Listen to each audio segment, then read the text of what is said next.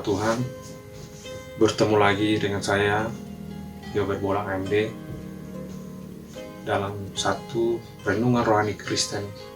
Dan kali ini mengambil tema yang berjudul Kerinduan Bersekutu. Dan nats bacaan kita ambil dari 1 Yohanes 1 ayat 7 yang berbunyi demikian. Jika kita hidup di dalam terang sama seperti Dia ada di dalam terang, maka kita beroleh persekutuan seorang dengan yang lain, dan darah Yesus anaknya itu menyucikan kita dari segala dosa.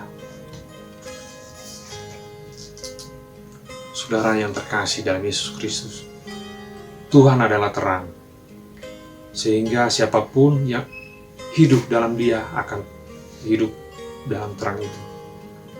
Dan jika kita katakan bahwa kita beroleh persekutuan dengan Dia, namun kita hidup di dalam kegelapan, kita berdosa dan kita tidak melakukan kebenaran.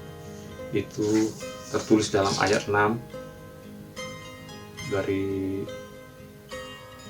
1 Yohanes 1 tadi. Jadi kita sebagai orang Kristen yang ada dalam Kristus akan selalu rindu bersekutu dengan Tuhan dan saudara, terlebih pada saudara-saudara seiman kita. Nah, sekarang mungkin Bapak Ibu sekalian akan timbul pertanyaan, lalu di manakah dan bagaimana kita beroleh persekutuan seorang dengan yang lain? Apakah di acara-acara pernikahan atau ulang tahun, di tempat olahraga atau bioskop? Nah,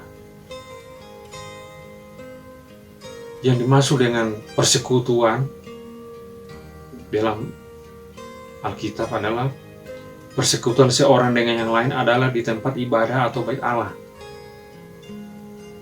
Nah, tanpa disadari, banyak orang Kristen di antara kita yang tak lagi rindu dengan bait Tuhan, karena waktu tersita oleh kegiatan atau kesibukan atau kegiatan non-rohani.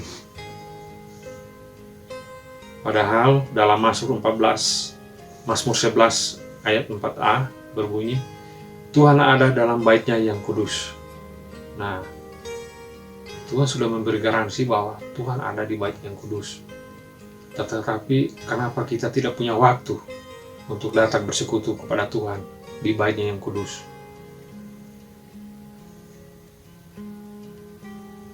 Saudaraku yang terkasih dalam Yesus Kristus, Tuhan sudah memberikan waktu 24 jam sehari. Yang menjadi pertanyaan, berapa jam kita pergunakan untuk bersekutu dengan Tuhan?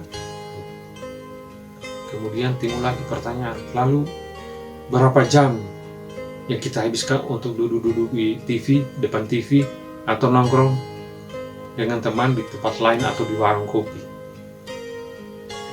Nah, seringkali kita berkata, aku tidak bisa ke gereja, anak-anak masih kecil, dan tidak ada pembantu.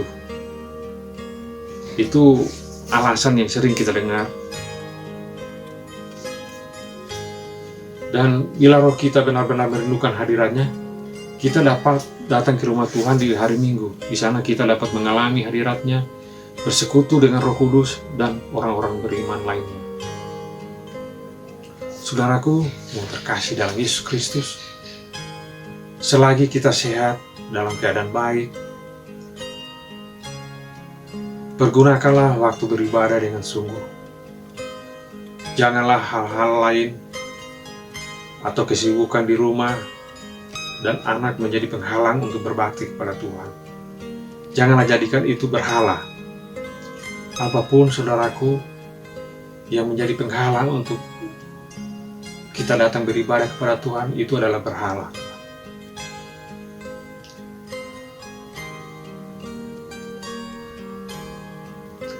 Kalau kita sehat dan baik, kita malas dan tidak bersungguh-sungguh mencari hadirat-Nya.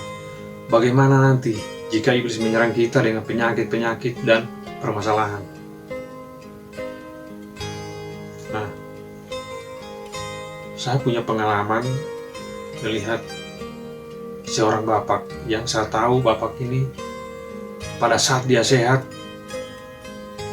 Bapak ini tidak bisa menjadi contoh atau panutan karena sering berbicara atau ngomong kotor. Tetapi suatu ketika saya lewat depan rumahnya, saya lihat Bapak ini sudah duduk di kursi roda. Dan di atas pangkuannya sudah ada Alkitab seperti ini. Di atas taruh pangkuannya. Nah, saudara yang terkasih dalam Yesus Kristus, apakah saat sudah tidak berdaya seperti itu, sudah di atas kursi roda atau sudah di atas tempat tidur dalam keadaan tidak berdaya, baru kita datang untuk bersekutu pada Tuhan?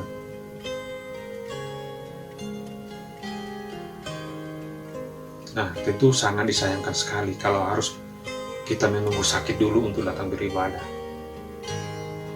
Marilah pada saat kita masih keadaan sehat, tubuh masih kuat, mari kita datang untuk bersekutu pada Tuhan di baiknya yang kudus. Mari belajar dari jemaat mula-mula yang sangat mengasihi Tuhan. Seperti dalam Kisah Para Rasul 2 ayat 42a. Mereka bertekun dalam pengajaran rasul-rasul dan dalam persekutuan.